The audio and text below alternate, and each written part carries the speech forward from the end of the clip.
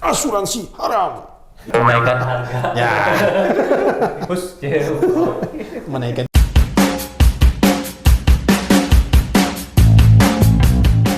Ya, kembali lagi dengan saya Dery dan Pak Yusuf. Pak Yusuf, kita kembali di acara Klik Ngobrol. Klik Ngobrol ya. Jadi Klik Ngobrol ini adalah rentetan acara dari asuransi.com, dan kali ini kita akan membahas salah satu unit asuransi yang sedang dicari di masyarakat. Nah, untuk itu mungkin langsung aja kita berkenalan dengan pakarnya. Waduh. Ada Mas atau Pak Alam. Ya. Terserah aja deh, nyamannya apa. Soalnya di sebelah saya ada Pak Ustadz Yusuf Mansur. Oke, gimana? Mungkin bisa cerita dulu Pak pengalamannya Pak Alam bisa terjun ke syariah ya, karena mungkin sebelumnya dari bidang apa atau mungkin memang dari syariah di awal, karena kalau saya baca di Mbah Google ya, syariah itu justru ada tahun 94. Udah ada sebenarnya dari 95 gitu. Nah, kalau pengalamannya Pak Alam sendiri gimana Pak? Jadi gini, kalau bicara pengalaman saya di industri asuransi, saya pertama kali masuk ke industri asuransi itu tahun 2006 jadi agent. Jadi 2 tahun jadi agen asuransi, kemudian di tahun 2012 saya mulai masuk ke manajemen di perusahaan asuransi dan langsung dapat amanah untuk mendevelop asuransi syariah. Oke. Jadi memang karir pertama saya untuk di manajemen perusahaan asuransi pertama kali itu di asuransi syariah. Walaupun berangkat dari agent ya? Iya. Oke. Gitu. Udah lumayan ya Pak, udah 9 tahun ya. Lumayan 2012. Iya. Walaupun sempat lompat ke konvensional 2 tahun, balik lagi ke syariah sekarang. Kenapa tuh? Lebih cinta. Pengen tambah ilmu aja. Oh. Tambah ilmu dan tambah pengalaman. Bikin titel baru di CV biar bisa nego lebih bagus. Menaikkan harga. Ya. Terus jauh. Menaikkan. Jadi gini, kalau bicara asuransi syariah, terutama di Indonesia ya, kan kita masih ketemu dengan kelompok yang begitu kita bicara asuransi langsung asuransi haram. Ya. Kan? Langsung tuh ketemu tuh, riba haram. Kalau saya ketemu dengan nasabah yang seperti itu atau berhadapan dengan orang seperti itu, ada kalanya saya bilang, iya betul Pak, haram. Tapi itu kalau tidak dikelola secara syariah, gitu. Oh, oke. Atau kalau yang bisa diajak diskusi lebih panjang, saya bilang asuransi itu pada dasarnya tidak haram. Tapi dalam praktek asuransi yang berjalan secara konvensional, ada unsur-unsur yang diharamkan. Nah, kalau unsur-unsur yang diharamkan ini tidak ada, asuransi itu menjadi tidak haram. Contoh, misalnya dalam berbisnis, dalam berniaga, secara hukum muamalah, dalam hukum Islam itu kan bicara muamalah itu semuanya boleh, kecuali yang spesifik dilarang. Contoh, riba. Contoh, dalam berbisnis atau berdagang dan berniaga itu ada zolim di dalam pelaksanaannya. Kemudian terdapat unsur yang tidak pasti, nggak jelas nih transaksinya apa, jual belinya apa, gitu kan. Kemudian ada unsur-unsur yang seperti kayak untung-untungan, mengundi nasib, itu tidak diperkenankan. Jadi kalau unsur-unsur yang tidak diperkenankan itu tidak ada, ya berarti bisnis ini boleh gitu loh. Bisnis ini halal. Nah, disitulah kemudian muncul cendekiawan-cendekiawan Muslim mulai berpikir, merumuskan gimana hal-hal yang dilarang ini nggak ada lagi nih. Makanya mulai muncul perbankan syariah, mulai muncul asuransi syariah. Jadi kembali lagi begitu bicara transaksi bank ataupun asuransi, yang dilihat pertama akadnya bagaimana, gitulah. Perjanjiannya bagaimana sih, apa sih yang dimuat di dalam itu. Jadi kalau bicara halal haram, balik lagi lihat akadnya dulu seperti apa. Gitu. Oh, menarik tuh Pak. Kayak gimana tuh Akad haramnya gitu? Gini. Maksudnya, mungkin unsur-unsur seperti apa yang ambil contoh yang paling sederhana yang membedakan antara asuransi syariah dengan asuransi konvensional. Kalau asuransi konvensional bentuknya kan jual beli perlindungan nih. Betul. Perusahaan asuransi menjual perlindungan, nasabah beli. Iya. Dan saat dia beli perlindungan itu, apabila terjadi resiko terhadap dia yang mengakibatkan kerugian keuangan, kerugiannya itu ditanggung oleh perusahaan asuransi. Nah, dalam unsur itu, misalkan bayar 100.000, dapat perlindungan 100 juta. Dalam pemahaman syariah, di situ ada unsur judinya. Oh. Kalau saya kena resiko, saya dapat 100 juta. Padahal modalnya cuma 100.000. Jadi kayak mengharapkan Ya, sesuatu yang jadi kayak ada mengundi nasibnya di situ. iya, iya. Di samping itu ada zolimnya. Zolimnya gimana? Gimana perusahaan asuransi itu harus membayar kepada nasabah ini 100 juta, sementara dari nasabah dia cuma terima 100.000. Iya, iya. Nah, itu. Atau sebaliknya tidak terjadi klaim. Orang ini sudah bayar berpuluh-puluh tahun, Iya. dia nggak pernah klaim hingga dia rugi. Bahkan ada yang angus gitu ya. Nah, karena uangnya hangus kan Betul, asuransi. iya. Nah, di situ ada unsur, ada zolimnya, ada unsur yang saya sebut tadi mengundi nasibnya. Iya. Iya. Kemudian ada unsur ketidakjelasannya kapan manfaat ini bisa diterima. Ya kan? Karena kita nggak tahu meninggal kapan. Iya, karena kita nggak tahu kapan. meninggal kapan. Iya, benar. Tapi yang pasti kita tahu meninggal itu pasti. Ya, betul. Ya, Waktunya aja nggak ya, tahu. waktunya nggak tahu. Kemudian setiap orang dalam ancaman resiko, setiap orang dalam ancaman atau kemungkinan untuk sakit.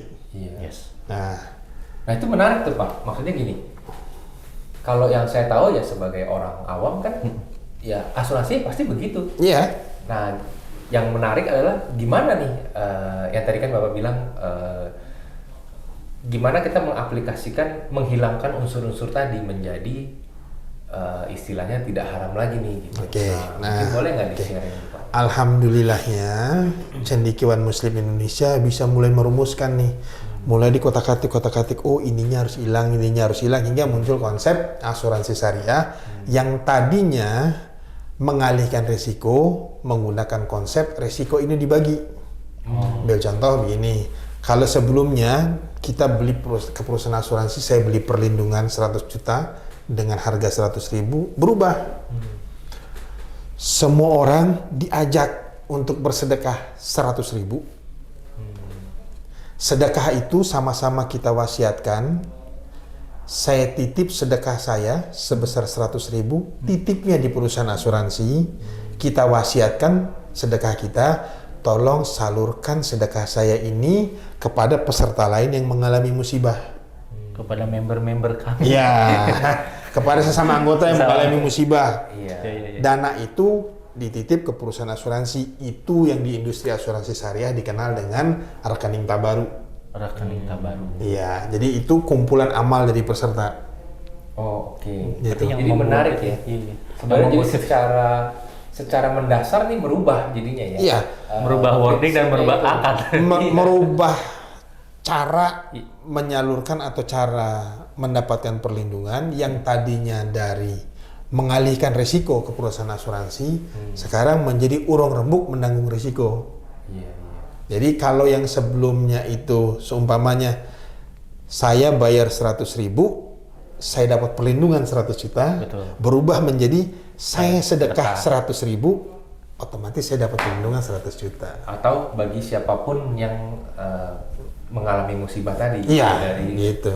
teman-teman yang ikut bersedekah.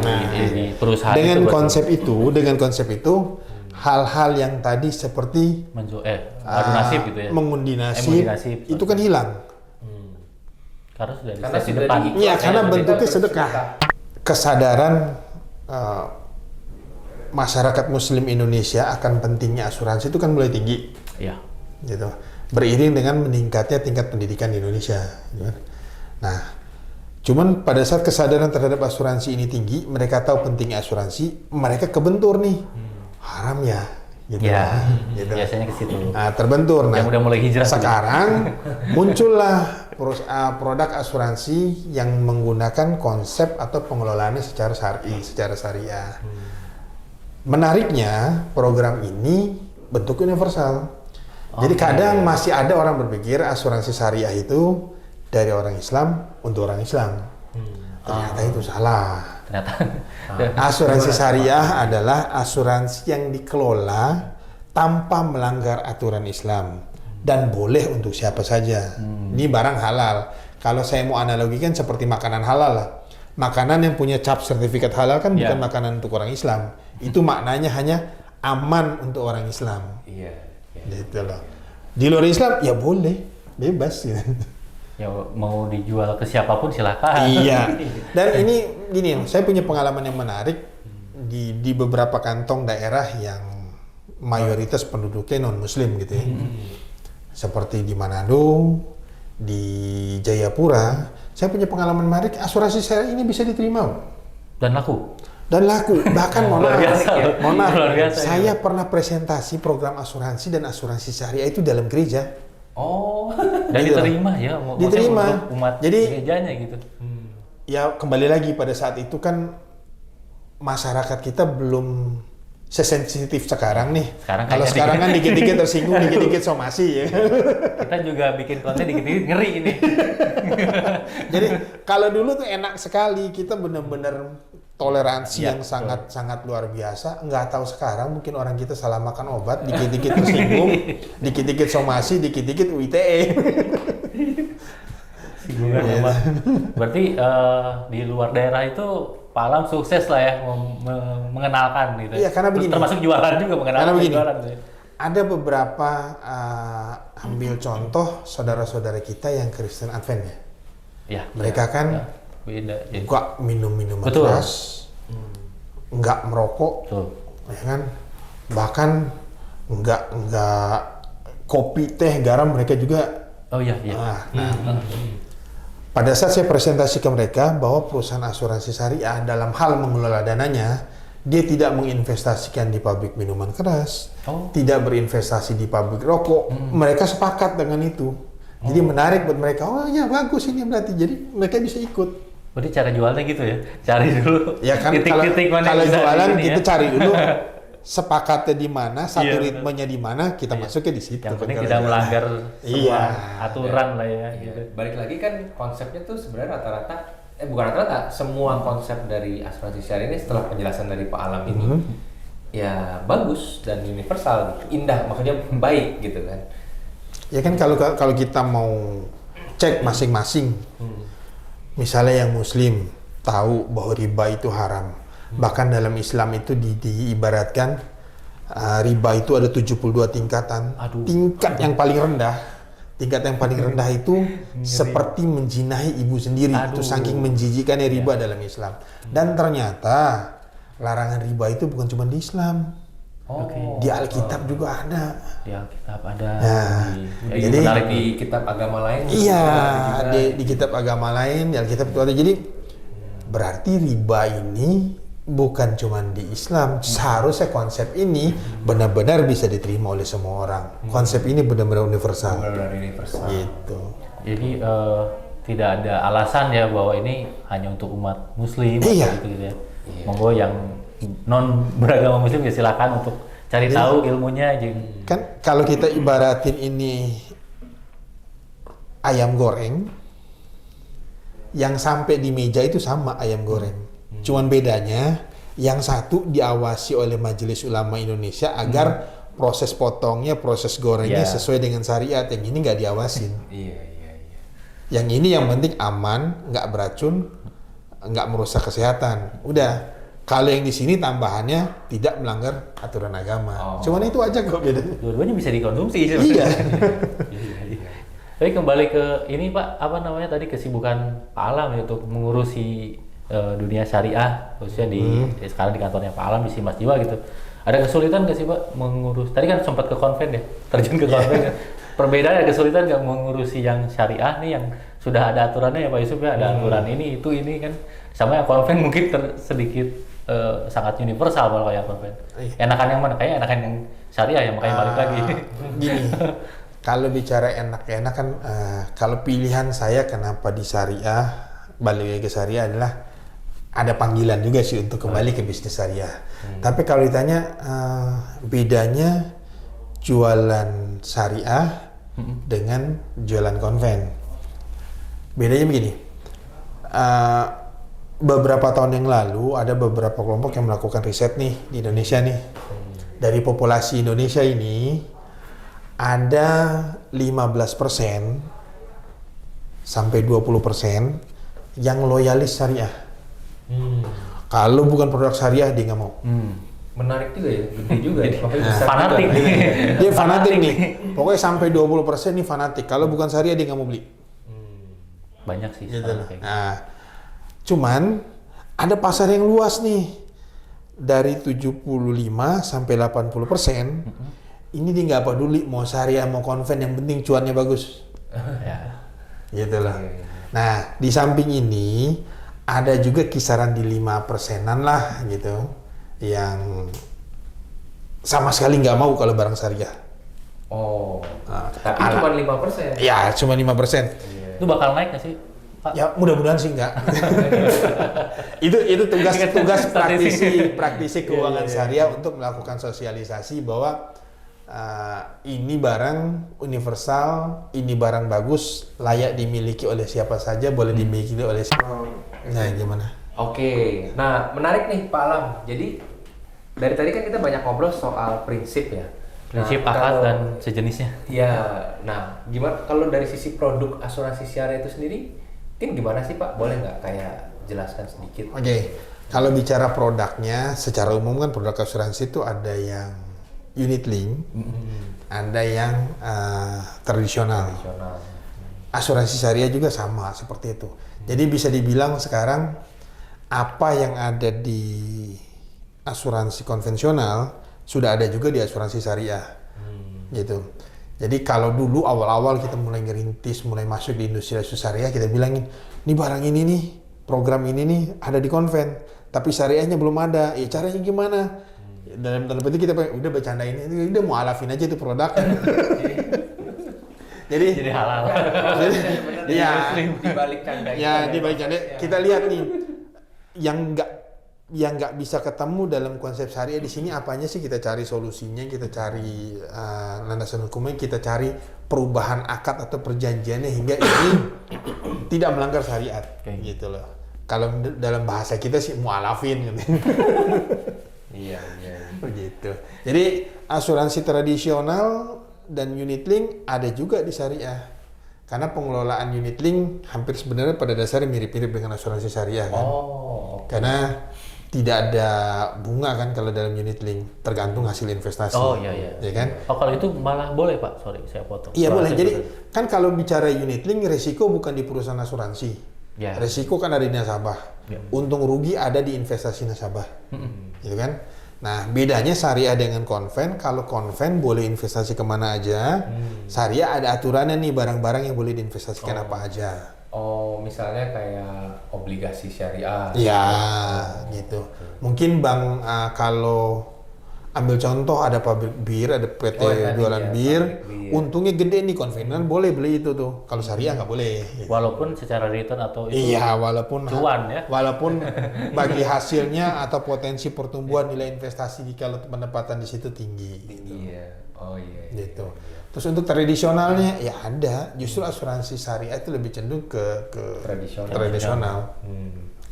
Dengan berbagai manfaat yang Iya. sebenarnya sama dengan asuransi konvensional. Betul.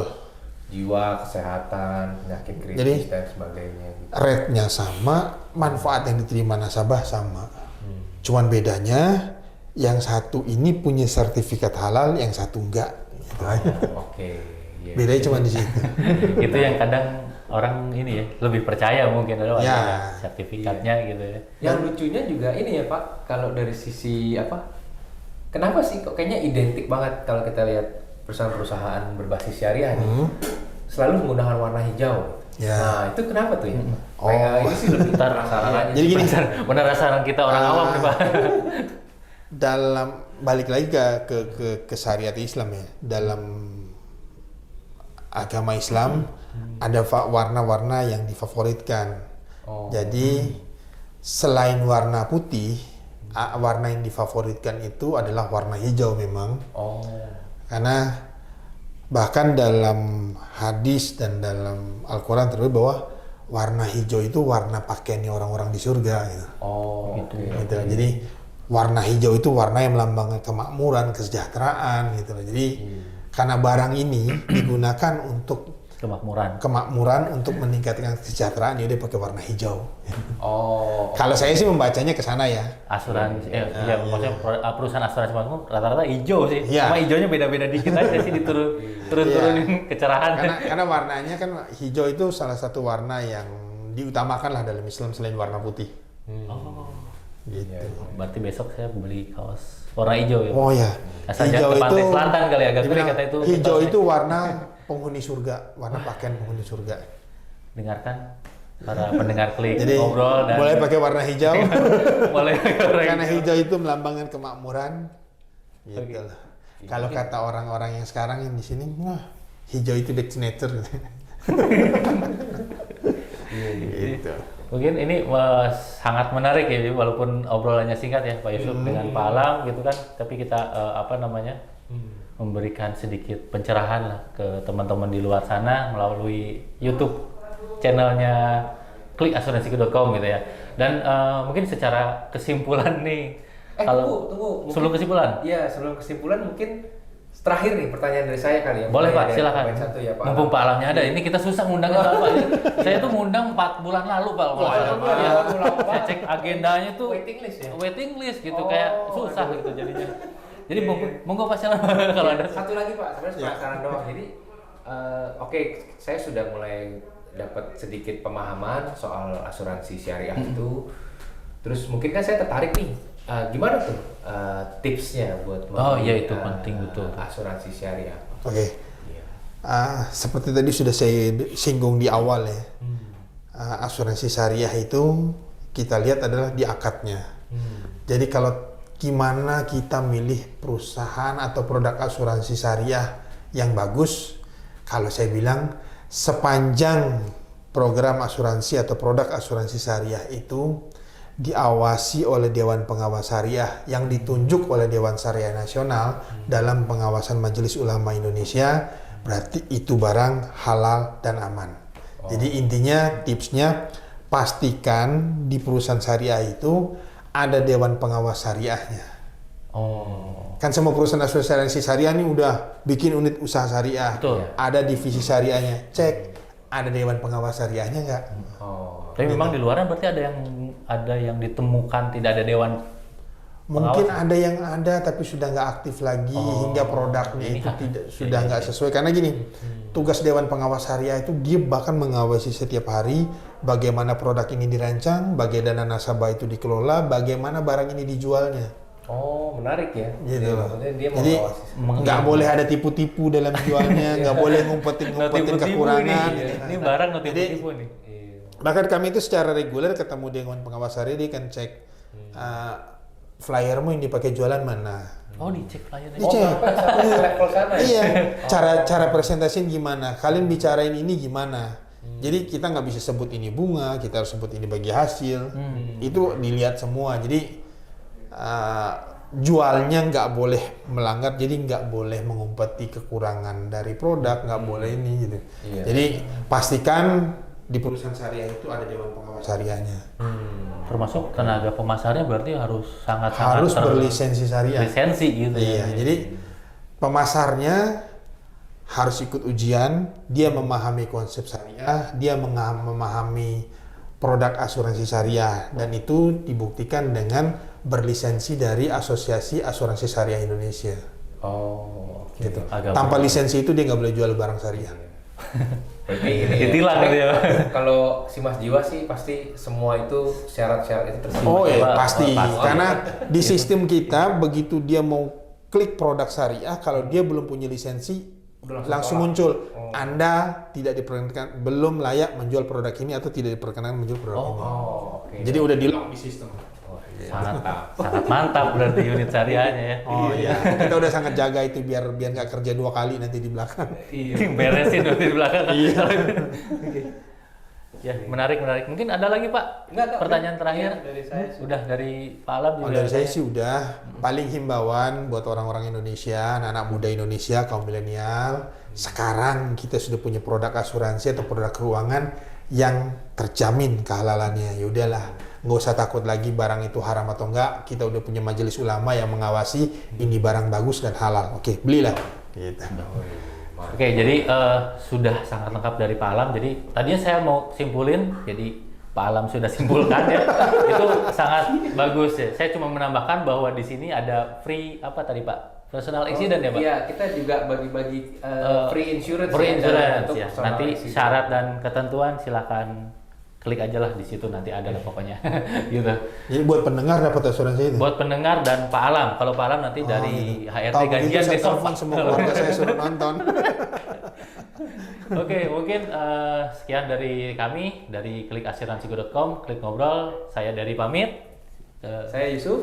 Saya Alam dan Sampai jumpa lagi Sampai di jumpa. klik ngobrol berikutnya. Terima kasih.